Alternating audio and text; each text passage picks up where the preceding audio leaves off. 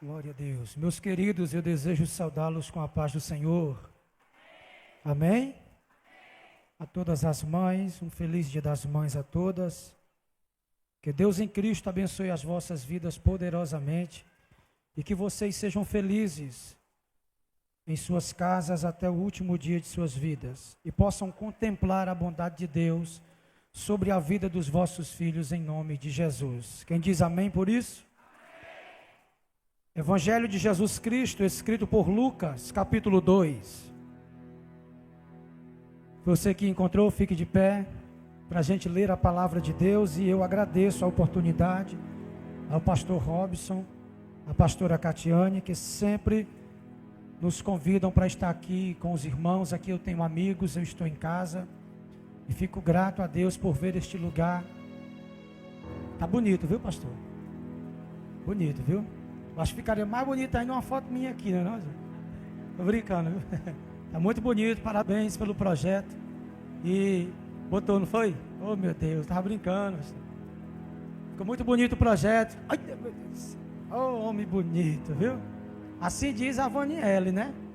Então que Deus continue abençoando, viu, pastor? O ministério, a vida do Senhor e de toda essa igreja abençoada que é Missões Urbanas Sal da Terra. Capítulo 2, queridos, versículo de número 21. Nós vamos ler 4 versículos. O 21, o 22 e depois o 34 e o 35. Deus seja louvado. Quero falar com os irmãos hoje sobre um tema que Deus propôs no meu coração, que é a espada que transpassou a alma de Maria. A espada que transpassou a alma de Maria. É sobre esse tema que nós iremos ministrar nessa noite. Versículo 21 diz assim: E depois de se completarem os 8 dias para a circuncisão do menino, foi-lhe dado o nome de Jesus, assim como o anjo o chamou antes de ser concebido no ventre. E depois de se completarem os dias da purificação, segundo a lei de Moisés, levaram-no a Jerusalém para o apresentarem ao Senhor. Verso 34. E Simeão os abençoou e disse a Maria, sua mãe: Eis que este menino foi estabelecido para a queda e elevação de muitos em Israel, e para sinal que será contraditado, sim, e uma espada traspassará também tua alma, para que os pensamentos de muitos corações sejam revelados. Glória a Deus. Pode se assentar, dando glória a Jesus, por favor.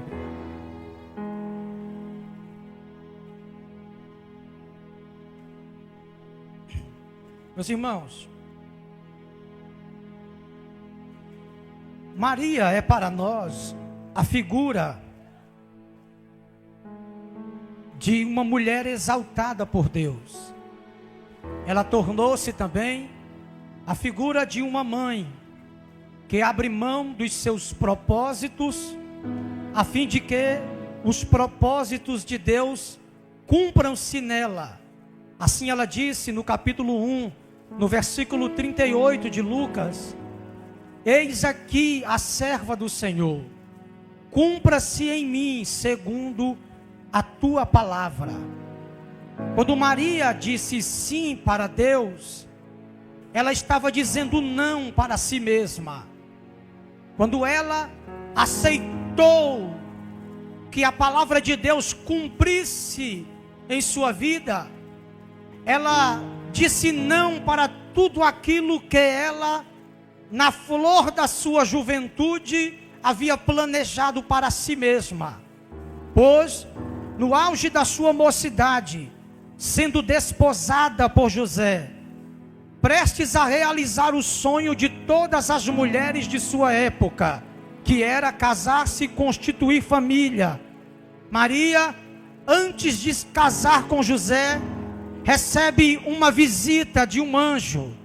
E esse anjo traz consigo uma mensagem e o remetente da mensagem é Deus. E ele diz para ela: salve agraciada, bendita és tu entre as mulheres.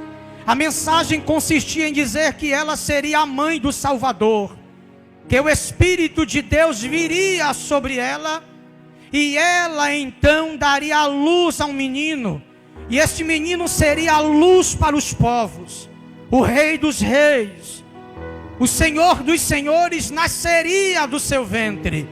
Mas ser a mãe do Salvador não trouxe a Maria mérito nenhum na terra.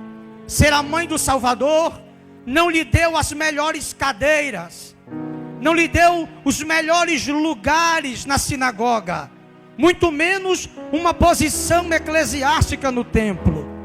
O fato de Maria tornar-se a mãe do Cristo, o ungido, o unigênito de Deus, não lhe prestigiou entre os judeus. Pelo contrário, foi uma mulher simples, que criou seu filho em Nazaré, uma cidade de 900 metros quadrados, que quando Flávio Joséfo citou as cidades de Israel, Nazaré foi uma das tais que ele nem citou, porque não se podia chamar de cidade, porque tinha 900 metros quadrados, nem 1 quilômetro era necessário percorrer para andar nessa cidade inteira, constituída apenas por 250 pessoas, 30 famílias habitavam em Nazaré. É por isso que quando Natanael, em João capítulo 1, ouviu dizer que o Messias vinha de Nazaré, ele zombou dizendo: e pode vir alguma coisa boa de Nazaré? Porque segundo as Escrituras, o Cristo de Nazaré não viria, e sim de Belém.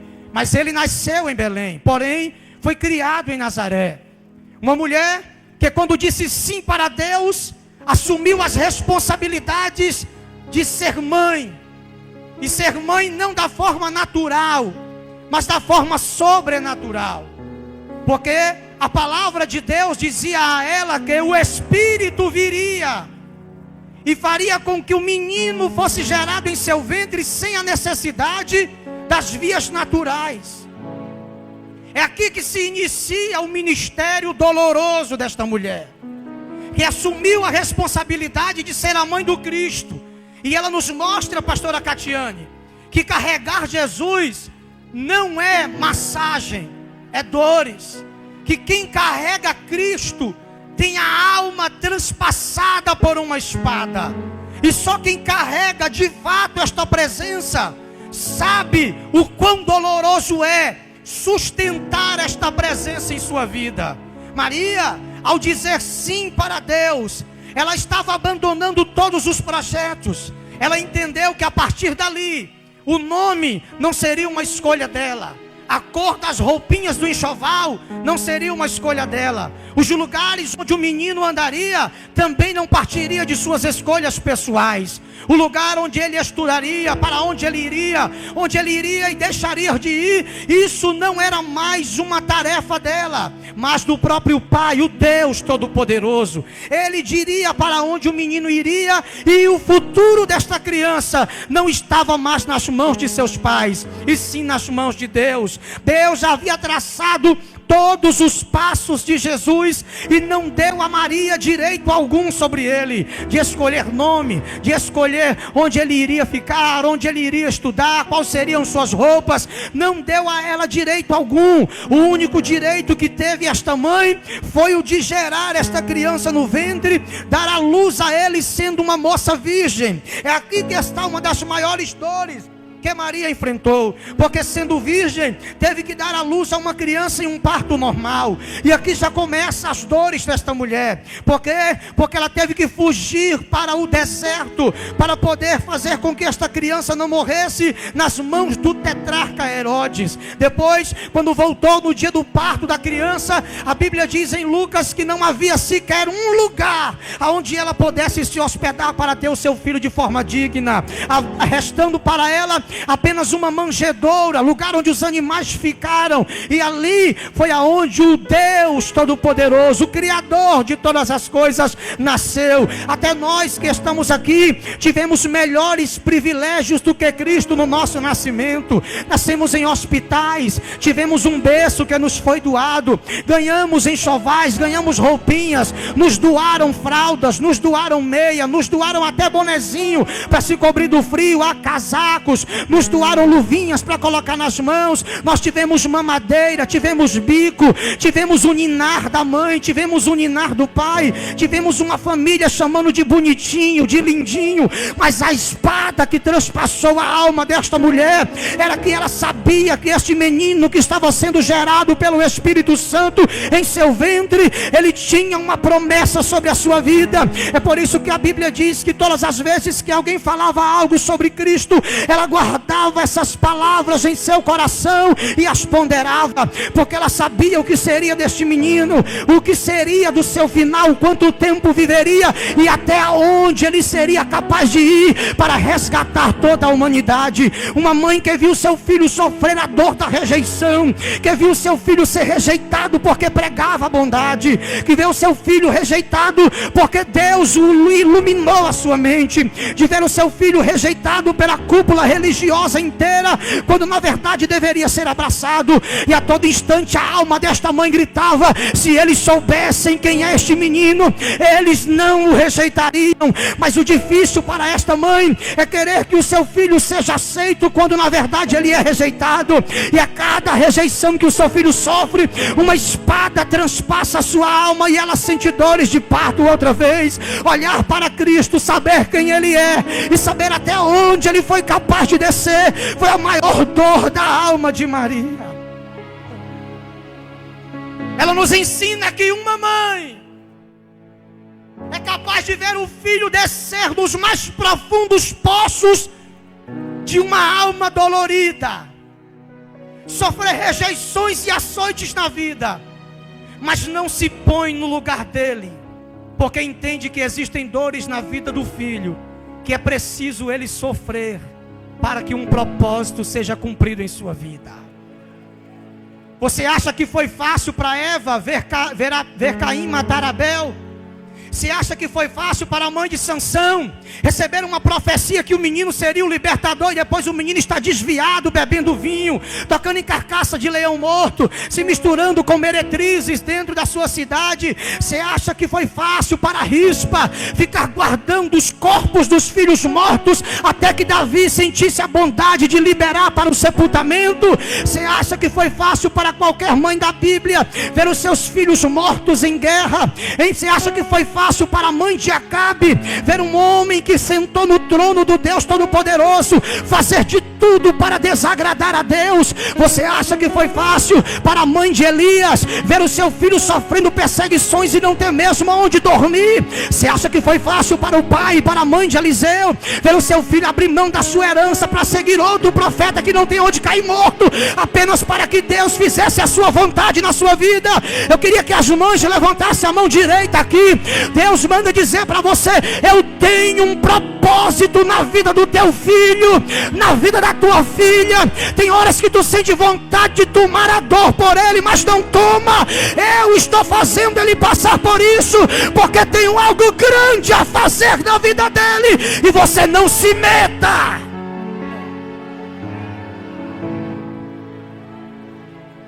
Olha para uma mãe perto de você e diga para ela: não se meta onde Deus já se envolveu. Ei! O que dizer dessa mãe? Só quem é mãe aqui sabe. Eu posso falar, mas posso falar muito raso. O que é carregar uma criança 9 meses no ventre?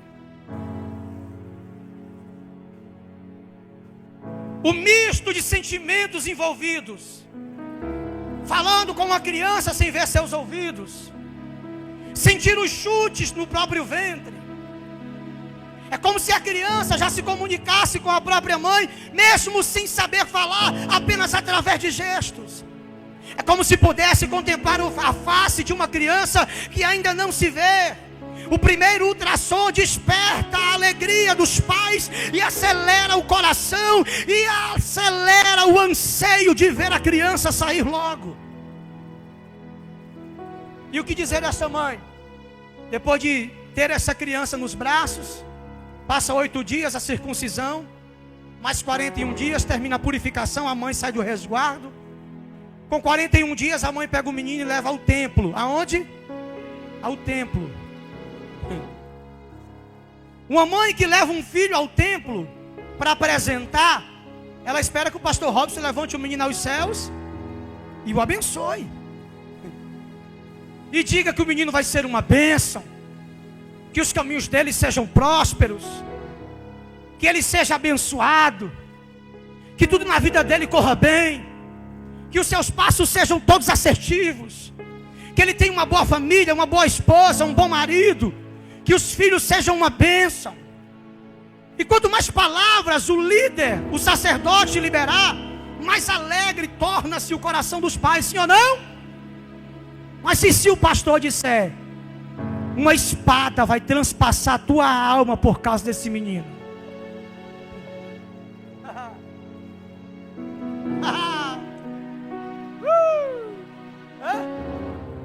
A gente espera uma palavra de bênção, é o Salvador, é o Cristo. E o profeta estava há anos esperando por isso.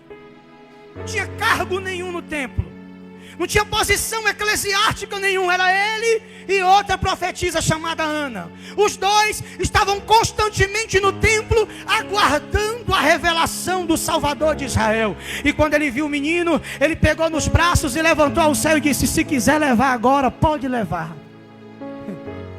Porque do jeito que eu recebi uma profecia, cumpriu agora. Os meus olhos estão vendo a salvação de Israel. Irmão, ei, quantas crianças, Jefferson, não entraram pelas portas do templo? Filhos de pessoas ricas e importantes em Jerusalém, bem trajadas, crianças bem vestidas, envoltas em panos de linho, em púrpura. Talvez Simeão e Ana poderiam dizer, é esse.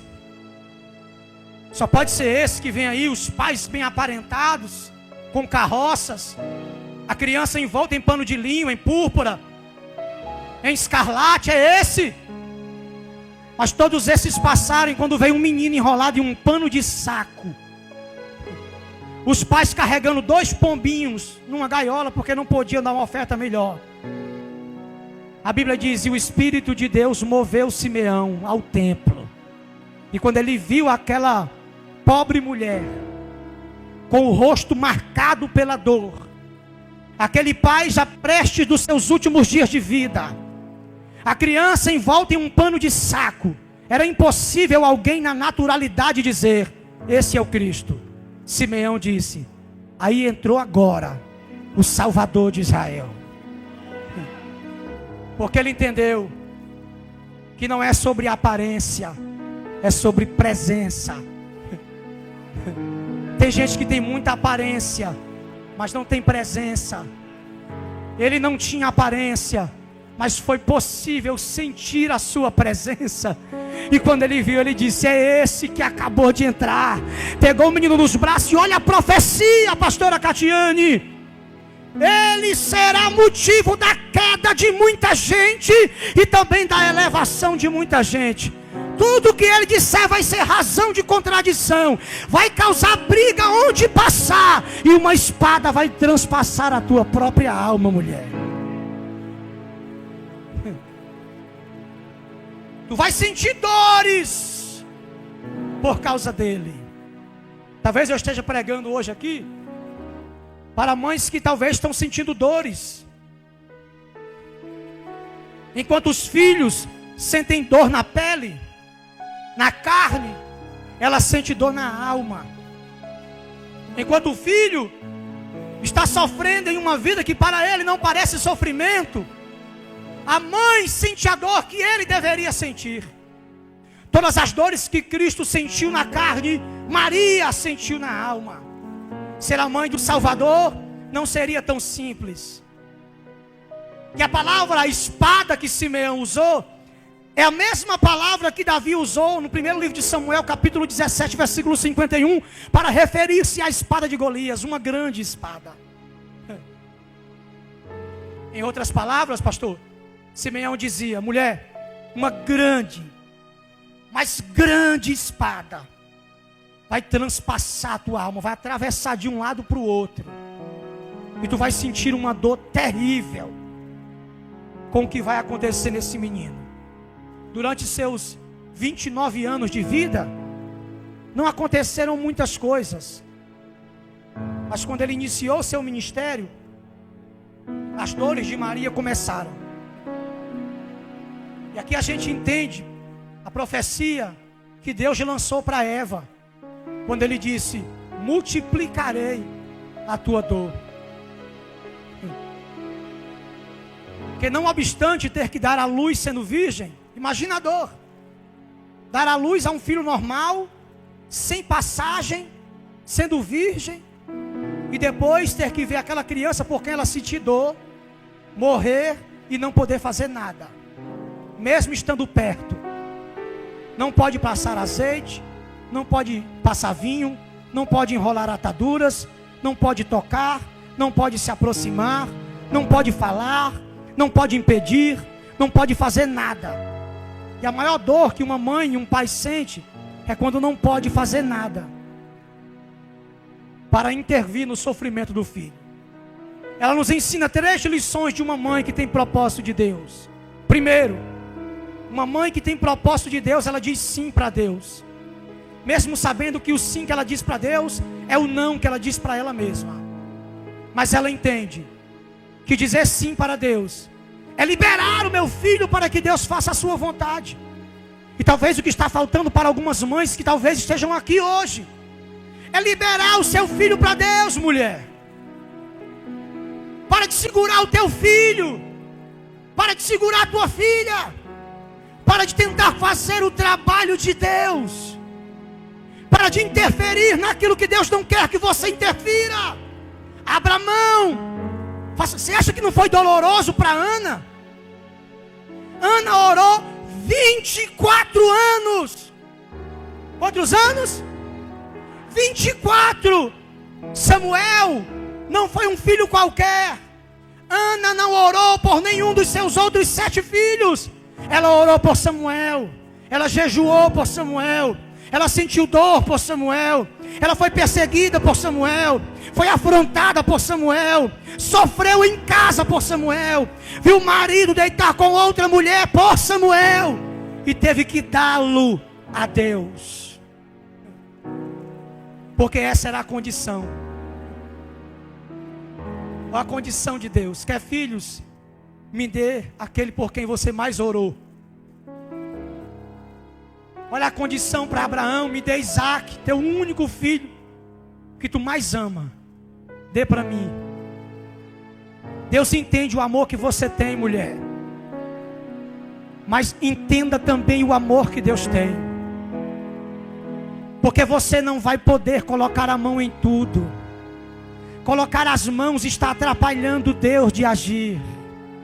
As mãos que você coloca tentando ajudar estão atrapalhando Deus no seu operar. Deus está dizendo: é tempo de você ficar quieta e saber que eu sou Deus na tua família. Enquanto você ora, dobra os joelhos, eu desço no meio da tua casa e faço uma grande obra na vida dos teus filhos, mas libera eles para mim, diz o Senhor. Será que você pode levantar as 2 mãos e dar um glória para Deus aí? Só quem já liberou os filhos para Deus, por favor, esboça alguma reação aí. Liberar os filhos para Deus é uma tarefa difícil. Ei, irmão, quando eu falo em liberar os filhos para Deus, eu não estou falando em esquecê-los e ser por Deus proibido de visitá-los. Porque Ana ia todo ano no templo e levava roupa para Samuel, comida para Samuel. Deus está dizendo: eu não estou te privando do teu filho. Eu só quero que você libere-o para você ver o que eu tenho com Ele. Porque foi quando você foi liberada que eu fiz a obra na sua vida. Foi quando você se afundou que você me encontrou. Você não me encontrou nas alturas, você me encontrou nos poços.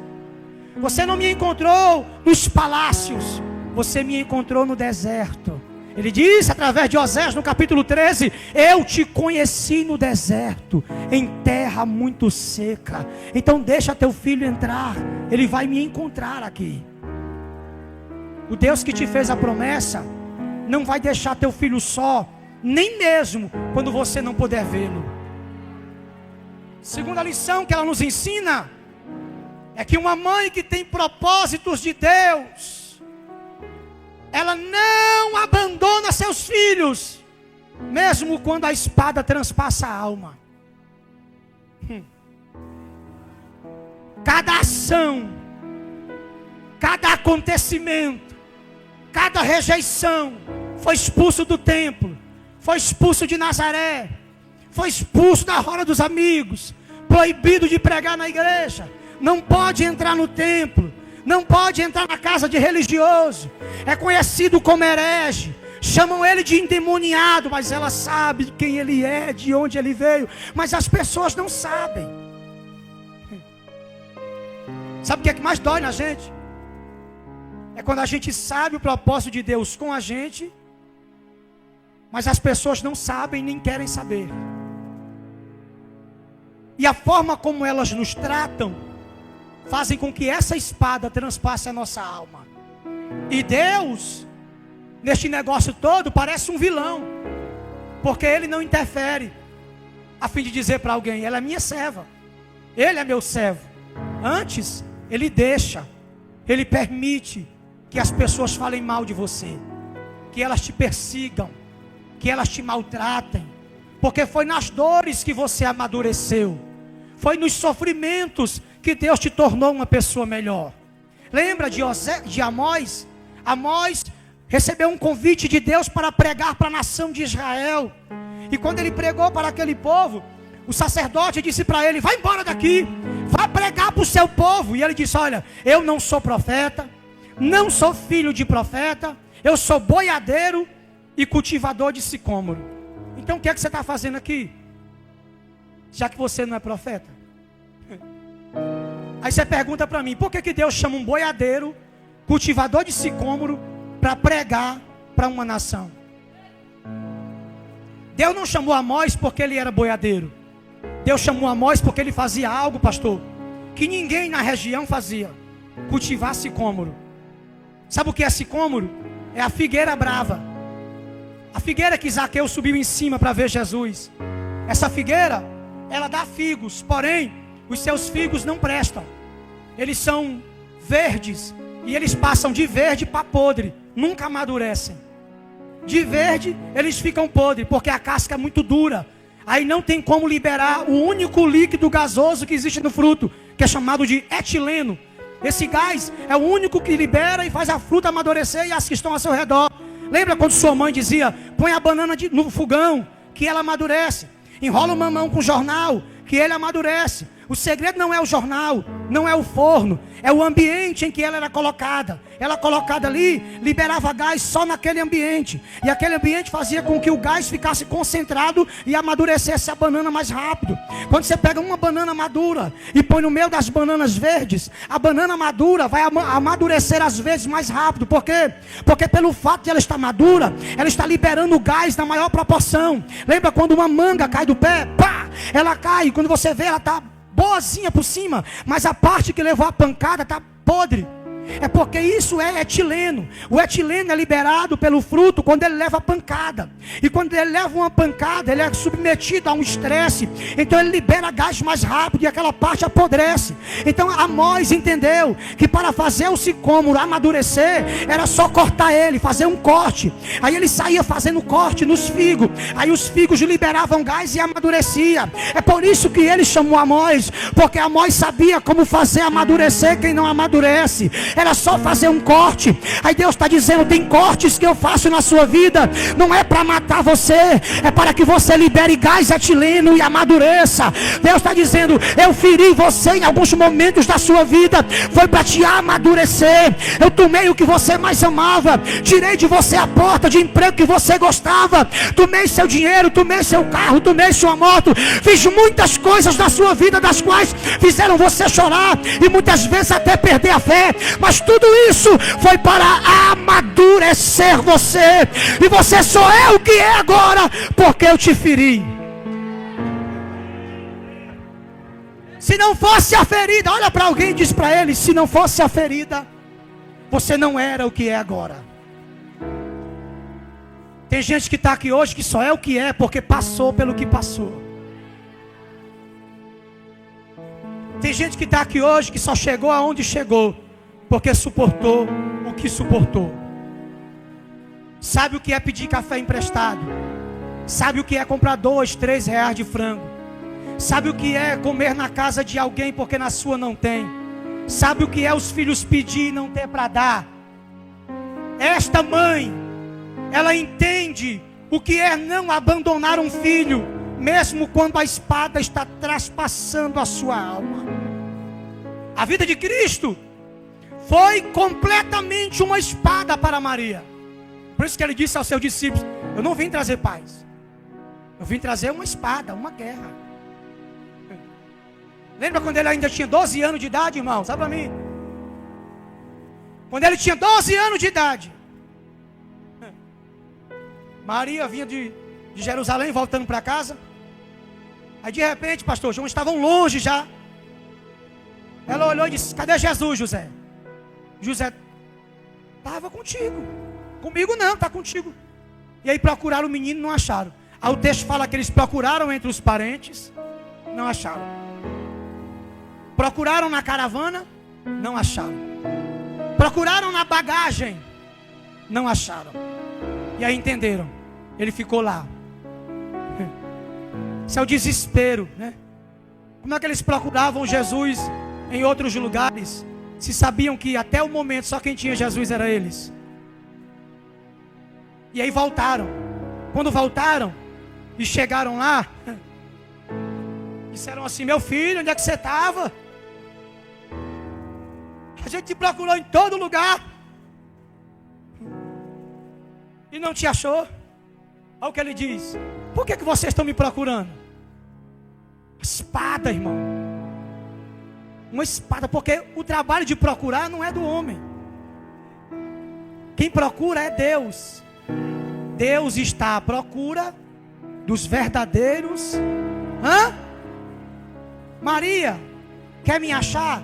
Então não me procure, me busque. Porque procurar é a característica de quem não sabe aonde está.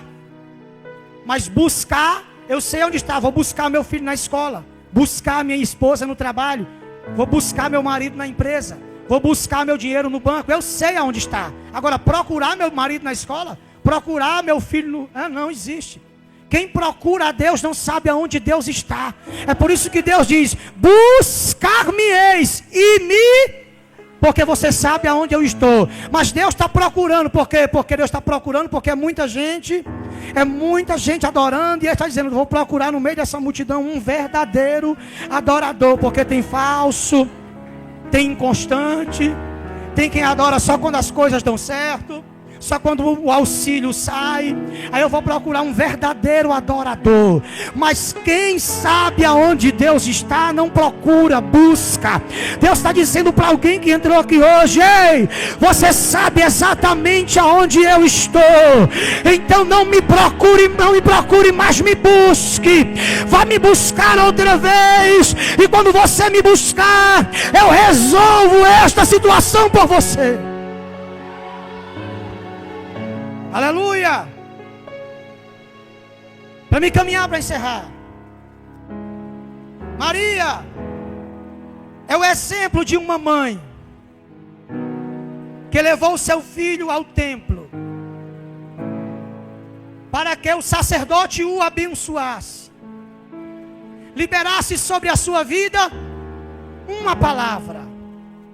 mas saiu de lá com uma profecia pesada. Talvez existem mães aqui que não sabem qual é o propósito que Deus tem com seu filho.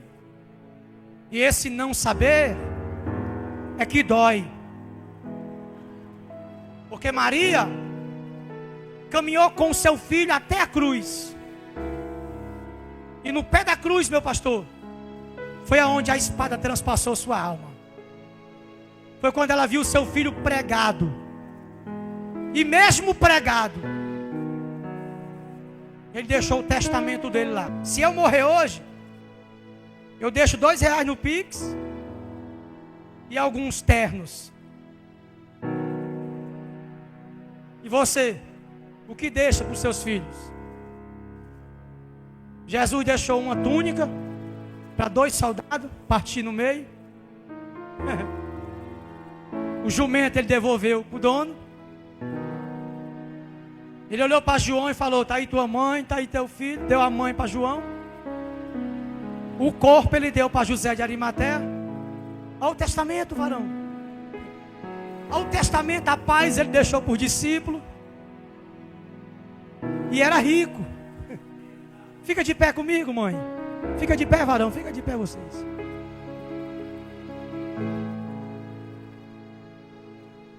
Olha o testamento do Filho de Deus. Uma túnica, um jumento, um corpo morto, uma mãe e a paz. Mas o pior desses é José de Arimateia, recebeu um corpo. Talvez o soldado olhou para José e disse: mas eu recebi aqui uma túnica, meu filho, eu posso vender. João talvez olhou para José e falou: mas eu tenho a mãe dele, né? Os discípulos olharam para José e falaram: mas nós temos a paz. Ele deixou a paz para a gente. Aí José: mas a paz acaba. A mãe morre. A túnica rasga. O jumento morre. Mas ele ressuscita. Glória a Deus. Mas ele ressuscita. E quando ele ressuscitar, não morre mais, meu irmão. Sabe qual foi a maior dor de Maria na cruz? O não poder fazer nada para tirar o seu filho de lá. Porque ela entendeu que aquela dor só ele suportaria passar. Segure a mão de alguém do seu lado. Eu encerro aqui, não quero ser enfadonho. Talvez alguma mãe aqui ainda vai para casa de algum filho jantar. Mas aperte bem forte a mão desta pessoa. E diga para alguém do seu lado aí: existem dores que você não pode sofrer por eles. Diga para ele: existem dores que são deles e não suas. Só eles podem suportar. Agora levante a sua mão direita. Deus está dizendo para mães que estão aqui presentes hoje, talvez mães que não têm o privilégio de ver o seu filho na presença de Deus. Perceba, Maria teve a sua alma transpassada por uma espada chamada Cristo. A espada, Paulo disse, é a palavra de Deus. Cristo é o verbo, ele é o Logos, ele é a palavra. E Simeão estava dizendo: Maria, Cristo vai transpassar a tua alma através da sua morte, como se fosse uma espada ferindo a carne de alguém. Ele está dizendo: mas quando ele ressuscitar, a tua alma vai se alegrar. Maria teve a alma traspassada não por alguém que estava viciado em álcool, não foi por alguém que estava nas drogas, não foi por um filho problemático, não foi por um filho maluco pelas coisas do mundo, não. Foi pelo Filho de Deus, um homem de propósito, um homem de promessa, um homem experimentado nas dores. Mas não é diferente para você que está aqui hoje, nessa noite de domingo. Deus está dizendo: não importa a situação que o teu filho esteja, eu tenho o poder de resgatá-lo agora do mais profundo abismo onde ele e aonde ela estiver. Levante as mãos mais alto. Eu vou trazer alegria para o teu coração, eu vou trazer uma felicidade para a tua alma, eu vou resgatar a tua família, mãe. A tua família vai servir ao Senhor na casa. Eu estou trazendo alegria, e essa dor que tu sente na alma vai passar, porque eu sou Deus da tua. Levante a mão, Eu já sinto a presença de Deus aqui. Joga a mão lá em cima, abre a boca. Só quem acredita que Deus está lançando as redes dessa noite, haverá salvação, haverá salvação, haverá salvação, haverá salvação, haverá salvação para a tua família. Abre a boca, vai. Abre a boca, vai. Abre a boca e adora. Deus está salvando. Deus está contigo. Deus não te deixou. Deus não te larga. Deus não te solta.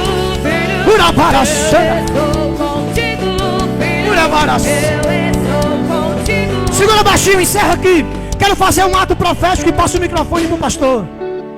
Aonde estão as mães que têm um filho que não serve a Deus? Levante as duas mãos. Uma filha também que não serve a Deus, levante as duas mãos.